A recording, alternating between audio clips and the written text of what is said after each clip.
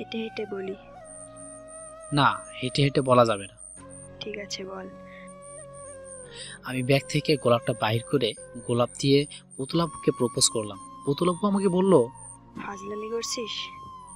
ভালোবাসা ফাজলামি না। তুই কি সত্যি আমার সাথে প্রেম করতে চাস?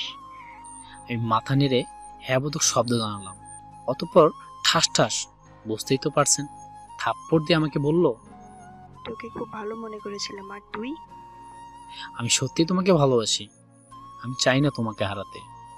তুই জানিস তুই আমার বয়সে ছোট? ছোট হয়েছে তো কি হয়েছে, তোমাকে আমি সুখে রাখবো।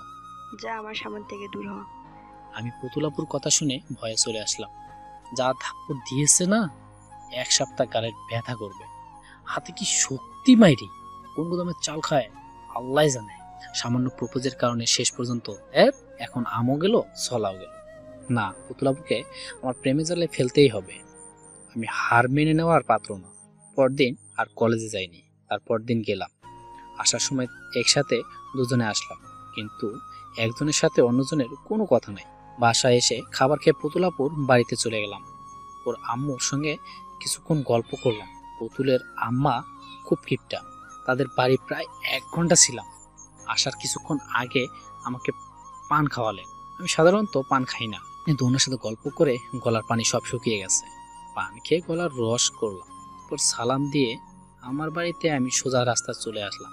পুতুল আপুদের বাড়ি থেকে আমাদের বাড়ি চলে আসলাম। পরদিন কলেজে গিয়ে বন্ধু জুয়েলকে বললাম, দোস্ত, আমি তো পুতুল আপুকে ভালোবেসে ফেলেছি রে। আমার সকল ফ্রেন্ড টিনা, মিনা, কিনা, রুয়েল, কুয়েল সবাইকে আমার ভালোবাসার মানুষটার কথা শেয়ার করলাম। অনেকে অনেক ধরনের আইডিয়া দিল। কেউ বলল চিঠি লিখে দিতে, কেউ আবার বলল সামনাসামনি প্রপোজ করে দিতে, কেউ আবার বলল পুতুল আপুর কোনো বান্ধবীকে দালাল হিসেবে মধ্যখানে রাখ। বন্ধু ফাইম বলল সে নাকি আমার কথা পুতুল আপুকে বলে দেবে। তবে সবচেয়ে বেস্ট আইডিয়া ছিল মিনার। মিনা বলল, দোস্ত, তুই এতদিন ধরে পুতুল আপুকে চিনিস, একসময় তোদের মধ্যে একটা ভালো আন্ডারস্ট্যান্ডিং ছিল। দুজনের মধ্যে বন্ধুত্ব গড়ে উঠেছিল। তুই যে কোনো একটা মেয়ের হাত ধরে কলেজে পুতুল আপুর সামনে যাবি, দেখবি পুতুলের খুব হিংসে হবে যদি সে তোকে একটু মন থেকে ভালোবাসে। মিনাকে বললাম, পুতুল আপু তা দেখে কি আর রিলেশন করতে চাইবে?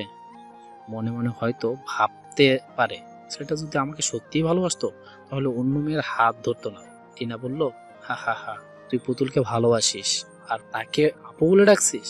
এরপর এটাই ফাইনাল করলাম, বান্ধবী মিনার হাত ধরে আপুর সামনে দিয়ে হেঁটে যাব, কিন্তু মিনা রাজি হলো না। মানুষ কি বলবে এই ভয়ে। কি করার, মিনা আসলে একটু লাজুক, তাই এসবে যায়নি। অবশেষে সবার রিকোয়েস্টে এবং আমার কথা ভেবে টিনা আমার হাত ধরে পুতুলের সামনে যেতে রাজি হলো। পরদিন বিরতির সময় পুতুলের সামনে গিয়ে আমি টিনার হাত ধরে ঘুরছি। আর চোখে তাকিয়ে দেখি পুতুল আমার সব কিছু দেখছে। ইয়াহু, কাজ হয়ে গেছে মনে হয়। পুতুলের সামনে গিয়ে বললাম, জানো টিনা, একটা মেয়েকে প্রপোজ করেছিলাম, বিনিময়ে থাপ্পড় পেয়েছি। কেন যে তুমি আমার জীবনে আর কয়টা দিন আগে আসলা না, তাহলে ওই নাক বোসা মেয়েকে প্রপোজ করে এত লজ্জা পেতাম না। পুতুলকে দেখে মনে হচ্ছে তিলে বেগুনে জ্বলে উঠেছে, কিছু বলতে চাইবে, তার আগেই সে জায়গা ত্যাগ করলাম। কলেজ শেষে প্রতিদিনের মতোই বাড়িতে চলে আসলাম।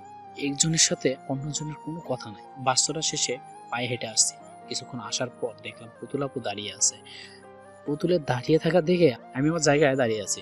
সামনে গেলে সে যদি থাপ্পড় দিয়ে দিল, সেদিন থাপ্পড় দিয়েছিল, আজ হাড়গোড় ভেঙে দেবে। আমাকে দাঁড়িয়ে থাকতে দেখে পুতুল আপু সামনে হেঁটে যাচ্ছে, আমিও হেঁটে যাচ্ছি। কিছু দূর যাওয়ার পর পুতুল আপু আবার দাঁড়িয়ে গেল। পুতুলের দাঁড়িয়ে থাকা দেখে আমি আমার জায়গায় দাঁড়িয়ে রইলাম। দূর থেকে ডাক দিয়ে বলল, এই রাজা, এইদিকে আয়। আমি ভয়ে যাচ্ছি না, আর সামনে গেলে নিশ্চয়ই আমার মরার ঘন্টা বাজাবে।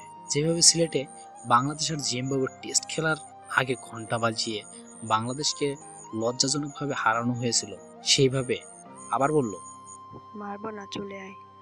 মারবে না শুনে খুব খুশি হলাম। এরপর তার কাছে চলে আসলাম। বলো, কি বলবে? তুই আমাকে নাক বোঝা বললি কেন? কখন বললাম? কলেজে টিনাকে বললে নাক বোঝা মেয়েকে প্রপোজ করেছিস, তার বিনিময়ে তুই থাপ্পড় খেয়েছিস। যেহেতু থাপ্পড় আমি দিয়েছি, আমি দিয়েছি, তাহলে তোর মতে আমি নাক বোচা? তোর কি একটু লজ্জা শরম নাই? নিজের প্রেমিকাকে বললি অন্য মেয়ের হাতে থাপ্পড় খেয়েছিস। সরি, আর সে তো আমার প্রেমিকা না। হয়েছে হয়েছে, আর কিছু লুকাতে হবে না। আমাকে নাক বোচা বলার অপরাধে তোকে এবার শাস্তি দিব।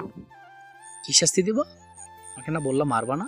মারবো না বলেছি, শাস্তি দিতে তো আর না বলি নেই। এবারের মতো ক্ষমা করে দাও, আর জীবনেও অন্যায় করব না।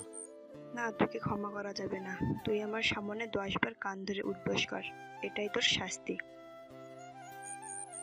প্লিজ এবারের মতো ক্ষমা করে দাও, আর কখনো তোমাকে নাক বসা বলবো না। না, তোকে কোনো শাস্তি ছাড়া ক্ষমা করে দিলে রাতে আবার ঘুম হবে না। কি জেদি মাইয়া রে, প্লিজ ক্ষমা করে দাও। আমার মতো স্মার্ট ছেলেকে কান ধরে উঠবোস করালে লোকে আমাকেও তোমাকে কি বলবে বলো? লোকে কি বললো তো আমি কেয়ার করি না। ধরবি নাকি থাপ্পড় খাবি? অবশেষে থাপ্পড় খাওয়ার ভয়ে কান ধরে 10 বার উঠবোস করলাম। এটা কোনো ব্যাপার না, আসলে পাশে কোনো লোক আমার কান ধরা দেখে নাই।